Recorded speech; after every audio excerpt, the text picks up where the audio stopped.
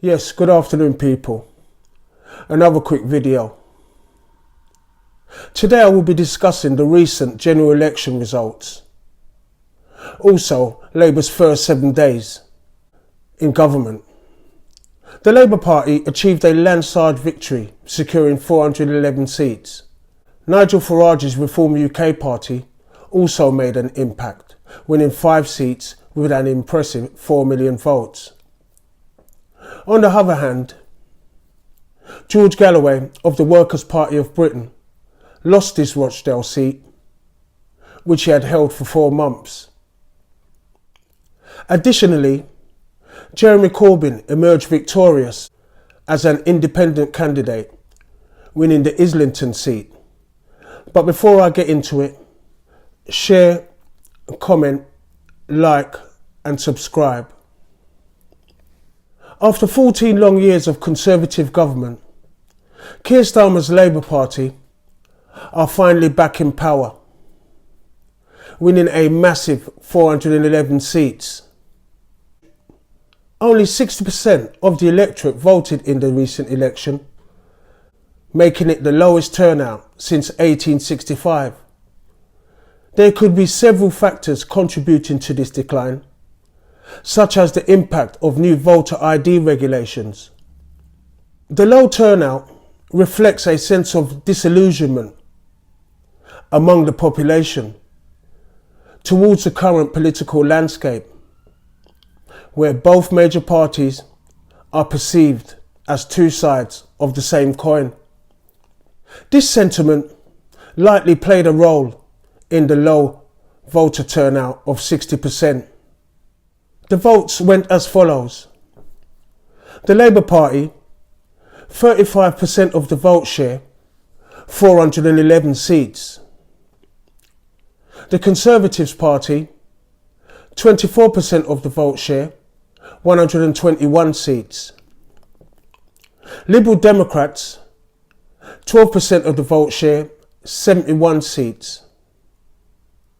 Reform UK, 14% of the vote share and only 5 seats.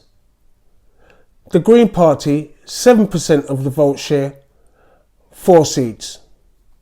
And the Scottish National Party, 2% of the vote share and they got 9 seats. Something don't seem right there. There is something fundamentally wrong with our voting system.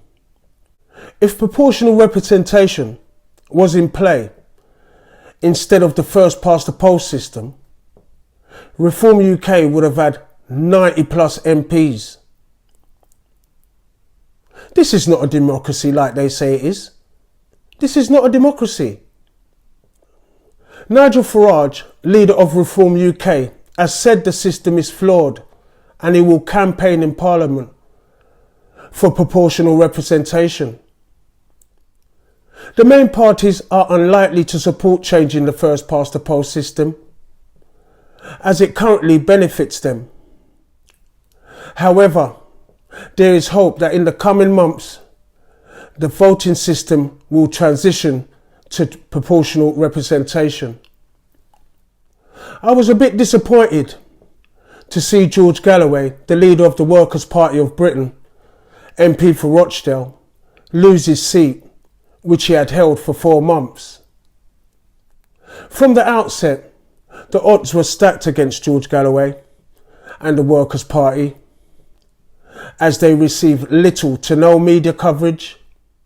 In the televised debates featuring all parties standing in the general election, the Workers' Party of Britain was not represented, highlighting a clear bias. When George Galloway did get media exposure, the question was consistently hostile, focusing on his past in an attempt to undermine him and his values. If you didn't do your own work, you wouldn't have known the Workers' Party and George Galloway were standing in the general election, because there was no mention of the Workers' Party in Britain, even in the exit polls. So we know George Galloway was a threat. And if you're a threat, they get rid of the threats. Now Labour's first 7 days and Keir Starmer's first 7 days in office, he's met with Zelensky and he's met with Joe Biden.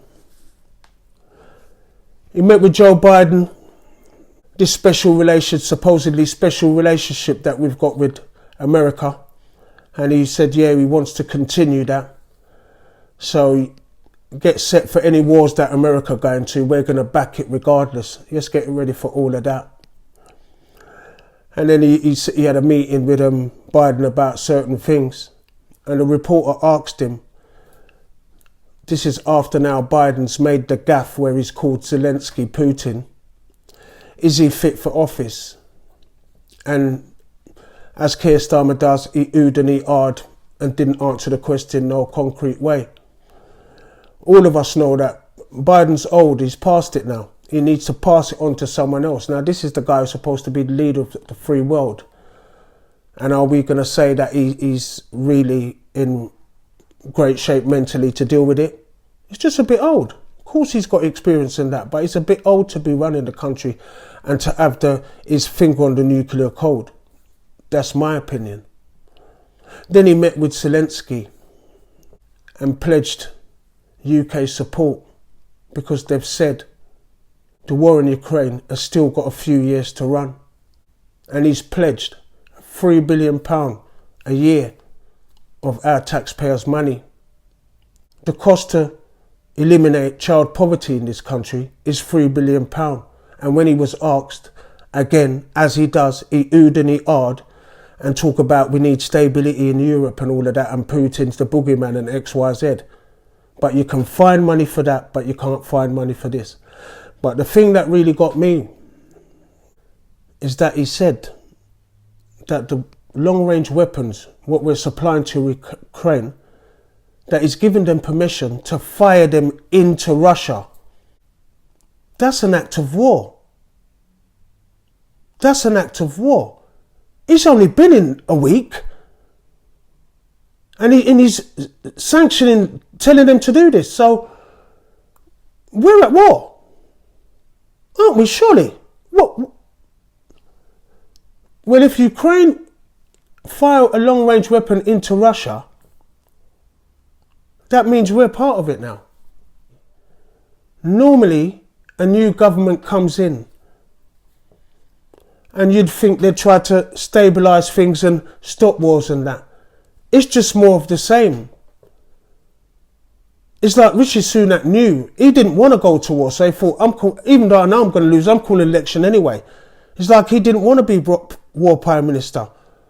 But these guys come in straight away and said, yeah, they can fire British bombs into Russia.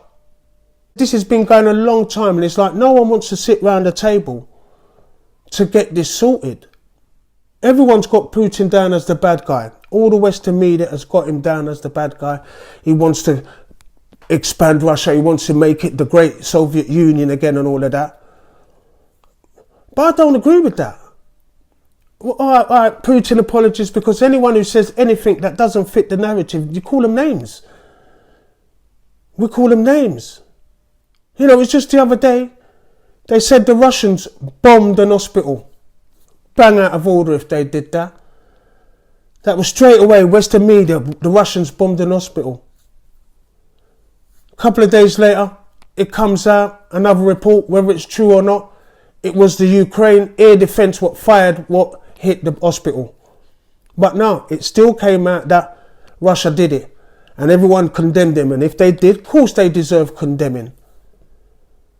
But there's no hospitals left in Gaza. And we still don't know who bombed those ones. Because every time someone says that Israel done it, no, it could have been blah, blah. And we leave that speculation out there. But we're ready to say Russia done it straight away. You see the play? So Putin's a madman. Now, let's be real here. With all that's going on, and with everybody ganging up against him on the West, if he was a madman, don't you think he would have licked a shot already? If he was a madman, I think he would have licked a shot already. Because all of the France, Germany, everybody, UK, America, all of the European nations plus America are showing aggression towards him. Look, that's real. So I don't know what happens here. But like I said, we voted Labour in. This is what we wanted. We wanted change. Chancellor Rachel Reeves, she said there's no money to do certain things. It's going to take time to put the economy back together. And we're going to have to do that with high taxes and all of that. But you've got £3 billion a year to give to them after the money what you gave them already. And then you're giving Israel stuff and all of that as well.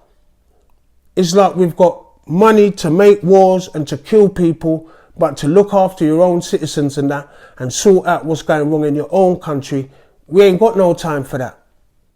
But we can't bawl because that's what we voted for. That's what we wanted. We knew that it was just passing over of the baton. Most of us knew that. Well, the people who's just opened their eyes to certain things, because certain things they're not even hiding no more. They're just doing it. We protest, it doesn't matter.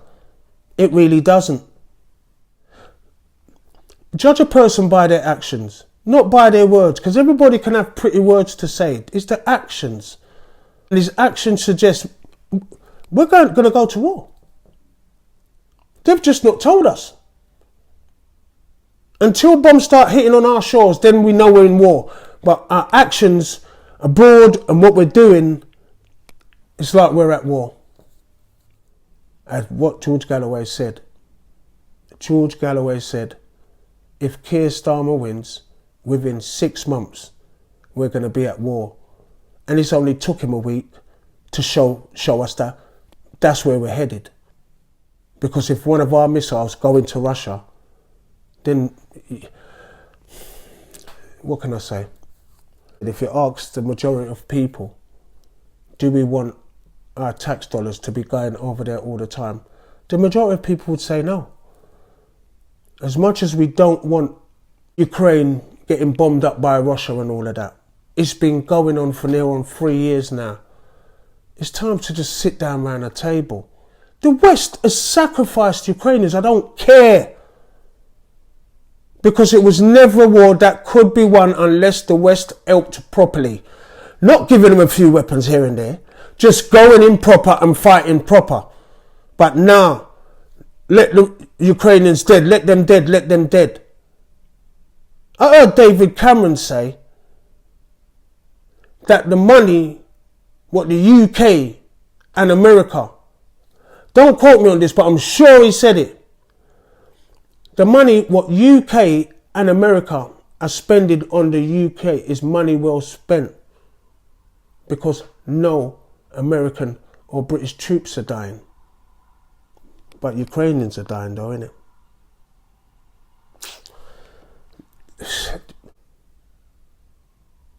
It's mad.